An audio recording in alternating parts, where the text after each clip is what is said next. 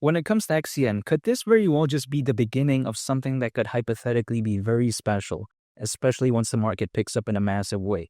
I think so. Even though nothing I say is financial advice, the way you take a look at it is that people seem to forget the sentiment, the hype, and the attention that XCN got not too long ago when the whole space was doing very good.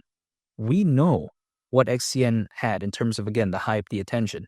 I haven't forgotten about that. Some people feel like, in my opinion, seem to not really care about that anymore, but I still care about it because, in my opinion, when a project is this amazing, like the Onyx protocol, trying to launch the mainnet of Goliath, this very amazing supposed layer 1 blockchain, they have that in the works for Q1 of next year and the testnet in Q3 of this year.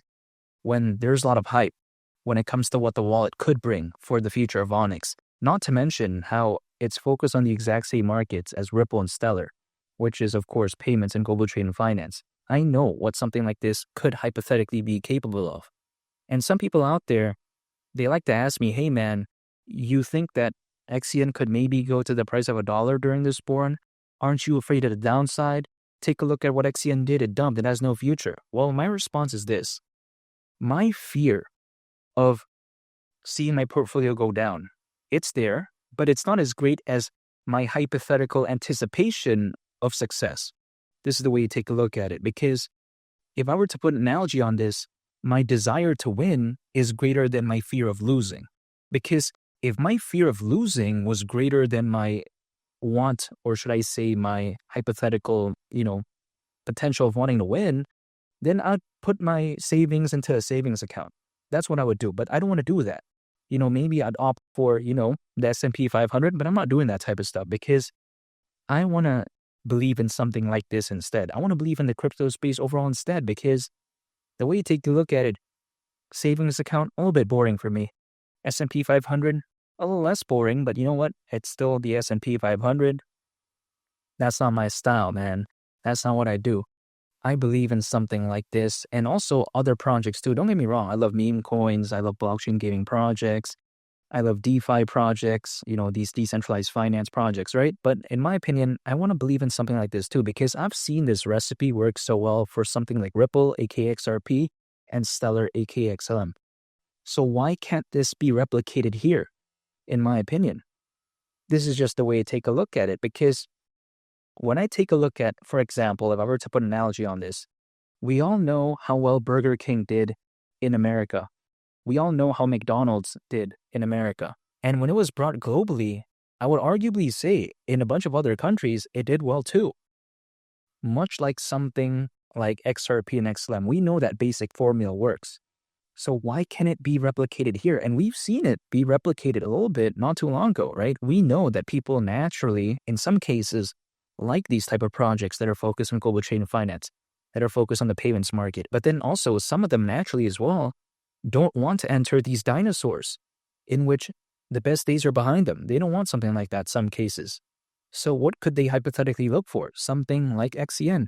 I think the better days are actually ahead of XCN, whereas something like XRP and XLM in terms of percentage price increase, it feels like those days, the best days, are a little bit behind them.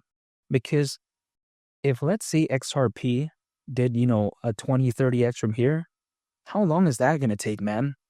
15, 20 years? Who knows, right? But then when it comes to something like XCN reaching the price of $1 around a 55x from here doesn't seem that bad, in my opinion, even though that's not financial advice.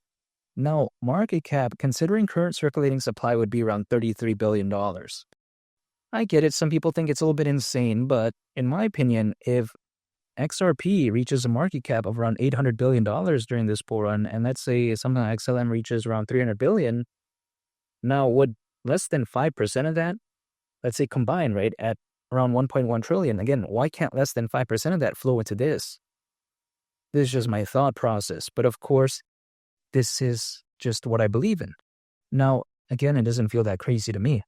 Now, some people out there I've seen, they're putting into XCN what they can't afford to lose, in a sense that they put something into this that they should have spent, probably for their rent money, their car payments, their grocery bills, and they're putting it here.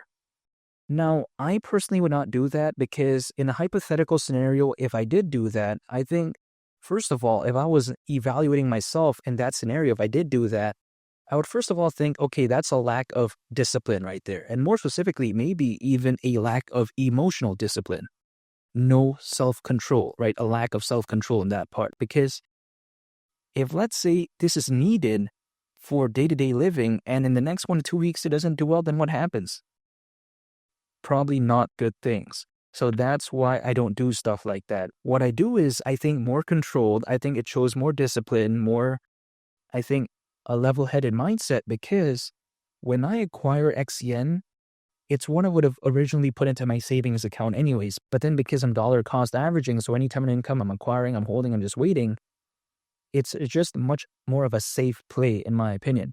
Now, it's not cool or interesting because I'm not going to be in here to exit next week or next 2 weeks. Like, that's not what I do. So then it's a little bit boring, right? But then, in my opinion, it just represents a little bit more safety for me, which is why I prefer that over, let's say, day trading or swing trading. That's just not what I do. But even besides that point, once the hype for XRP and XLM kicks back in a massive way, man, I think something like XCN is right there waiting in the wings. XCN, funnily enough, like some people actually have a hard time believing this, but arguably I think it's true. XCN is currently top 4 when it comes to these type of projects. Now, some people may be thinking, no way, take a look at the market cap of XCN. It's not even that big. Well, let's take a look at the space. Who's number 1? XRP. Number 2 is XLM. Who's number 3? XDC. So then who's number 4? Swiftcoin's not number 4. ZBCN, XPR, even though I'm bullish on those projects, they're not number 4. What is number 4 right now? I think XCN. This is just my opinion. I mean, who else, right? This is just my mentality.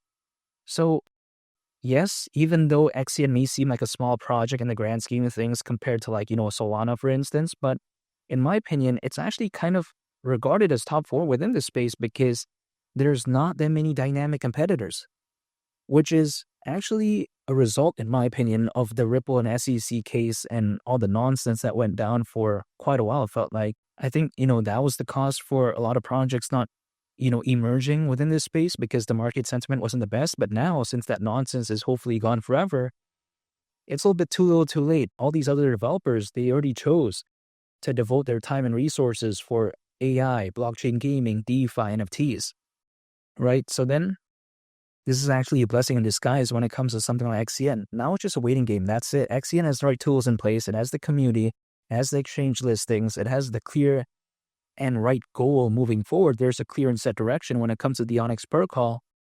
It's just a waiting game. The market is going to wake up when it wants to wake up. I don't have a magic wand to demand it to wake up or anything like that. But in my opinion, as the old saying goes, a high tide raises all ships. Bitcoin is showing signs that it could hypothetically reach $100,000 in the very near future. We don't know exactly when. However, it's showcasing that as of right now with the recovery that we're seeing. So let's say Bitcoin starts stabilizing around $100,000. Let's say it goes to under 20,000. XCN can't reach the heights we saw of before, let alone if Bitcoin went to 200,000, 250,000, 300,000. XCN at the price of $1 at that point, that wouldn't surprise me whatsoever, which is why I'm still staying patient.